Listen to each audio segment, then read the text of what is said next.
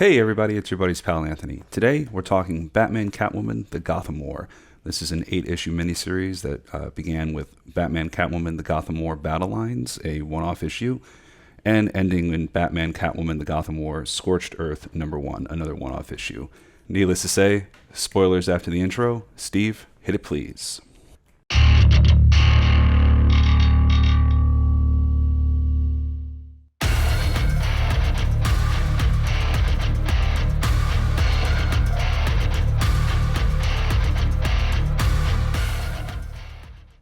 Thank you, Steve.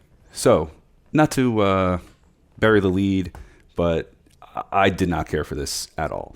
So, there were, again, like with most things, there were a couple of good moments here and there scattered throughout the books. But basically, this is a story. We have Batman continuing down his road to isolation and, dare I even say, insanity, because unbeknownst to the rest of the Bat family, I feel like he's being influenced this entire time by the Zur-En-Arrh personality, and there's hints of that throughout the entire book. Catwoman has devised a plan to end crime in Gotham, and eventually gets to the point where she has to bring in the Bat family because she needs them to basically steer clear of her operation. And what is her operation? She's taken all the goons from Joker, Two-Face, Scarecrow, everybody's henchmen. She's rounded them up. She says she's training them. She's training them to be elite jewel thieves, cat burglars.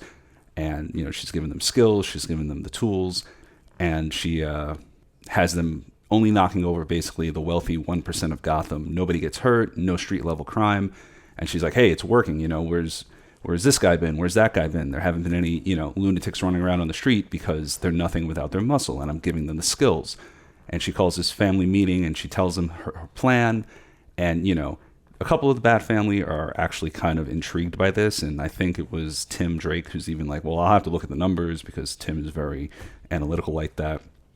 But of course, Batman is just standing there seething and saying, no, these are criminals. This is crime. I am not letting this happen in my city. That sets the tone for the book, and for a while it seems to be working, but then naturally things come tumbling down because Catwoman is aided, her second in command turns out to be the daughter of Vandal Savage. Vandals come to town, and his plan is the meteor that gave him all his immortality and intelligence way back when.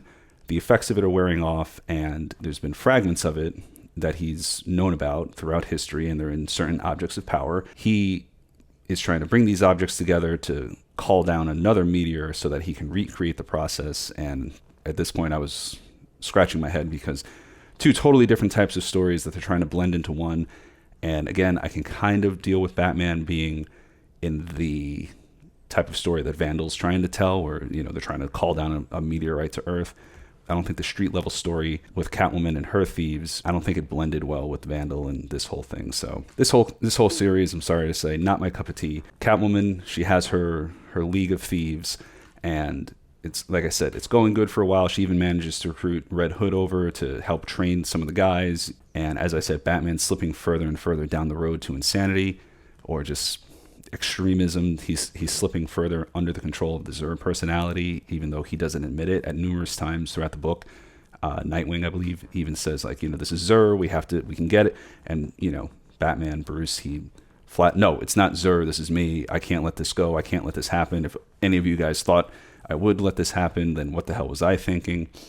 We have a fight between Batman and Nightwing because Nightwing goes to a hidden location to try to basically revoke Bruce's access to everything. Revoke his access to, I guess, his files, to all the weapons and vehicles that he has that he would, normally, like, if he's not using Oracle, hit a button on his cowl and tell the Batmobile or a Batplane or whatever to come to him. Nightwing is apparently the one who has the access to revoke Bruce's access. So a fight between Batman and Nightwing later. Nightwing revokes his access in a moment of, I don't want to say weakness, in a moment of, oh, he's our father. They hesitate, and then Batman actually nets them to the ground. Nightwing and Tim Drake Robin. Tim Drake's actually cheated and managed to get the upper hand on Damian and has him tied up someplace. Damian wants to help Batman, but again, with the Zur-En-Arrh influences, he's not having any help from Damian. He doesn't want Damian. The sirens are coming, the police are coming, and at the last second, he throws down a batarang so that Nightwing can use it to cut the line and free everybody and disappear before the cops come and unmask them.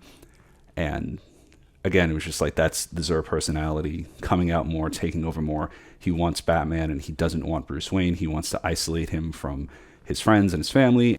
Back to Catwoman. Like I said, her second in command turns out to be Vandal Savage's daughter. And actually, in a kind of a cool moment, I didn't mind this twist. Vandal is manipulating things behind the scenes, and ultimately he takes over Catwoman's group of thieves and turns it into a new League of Assassins, which I thought was a cool little reveal. There's good minor moments and not good major moments. Like I say, over the whole, I've seen this before. I've seen Batman losing his allies and all this other stuff, and it just didn't do it to me. And in like a really crazy moment, Batman more or less lobotomizes Red Hood. Like, to show you how much control Zur has, Red Hood's on a tear. He's after the Joker again, and he's just, you know, very aggressive, very violent, very Red Hood, as we've come to see in recent comics over the years. And Batman, you know, talking from a calm place, saying like, you know, you're my responsibility. I'm going to give you a chance for a second life, things of that. He does something to Jason to where if his adrenaline gets up, he basically has a fear toxin reaction and he shuts down. So he's like, you know, I've done this to you. You can't get your adrenaline pumping. This will happen. I've given you a new identity. Go live your life, retire, get out of this life, blah, blah, blah. And like, that was just like a really big head scratching, what the fuck type of moment. Cause clearly that's Zur. That's not Bruce Wayne. That's not our Batman. But just the fact that they did something like this in the comics, I don't know. Because ultimately it's going to work out, right? It always works out. Batman gets hit by Darkseid's Omega beams. No problem. He comes back. It's just, I don't know. I didn't care for this at all. Other major things that happened in the story, Vandal Savage actually somehow buys Wayne Manor. And then in a further head-scratching moment, nobody gives a shit when they find out who Batman is, because Vandal's in the cave at one point. Like, Bruce goes to Wayne Manor because the alarms have been tripped and, you know, he's pissed off. He's going to protect the manor. He's in the cave. No explanation, no nothing, no, oh, wow, you're Bruce Wayne, you're Batman. So you're my puppet now. You know, no attempts at manipulation like that. He just knows he's Batman. He doesn't really give a shit. He doesn't shout it from the rooftops. And Batman has more or less retreats because he's legally been kicked out of his home. I just don't understand what's going on. Maybe I am just too old for these comics now. I don't know. But I mean, I have been enjoying Nightwing. I've been enjoying some of the more self-contained storylines, maybe because there's a chance for progression there that doesn't have to be undone when the new writing and artist team comes on. At one point, Catwoman and Batman put aside their differences because they decide they have to team up to fight Vandal and the new League of Assassins, because of course Vandal's plan to bring down the meteor doesn't mean anything good for Gotham. The meteor actually does impact and it creates a new Lazarus pit, and in the final moments they're trying to get out of there, they're trying to save somebody. Catwoman actually takes a dive and disappears into the new Lazarus pit, and for all of maybe 2 pages, you think that she's gone, but by the end of the issue, you see a figure running across the rooftops that's clearly Catwoman, and Bruce sees her, and you know, so he knows she's alive, and she's alive, so they couldn't even keep that going till the end of the book. We don't know that she is in her right mind or if she's out of her mind from the pit. We've just seen her running across the rooftops.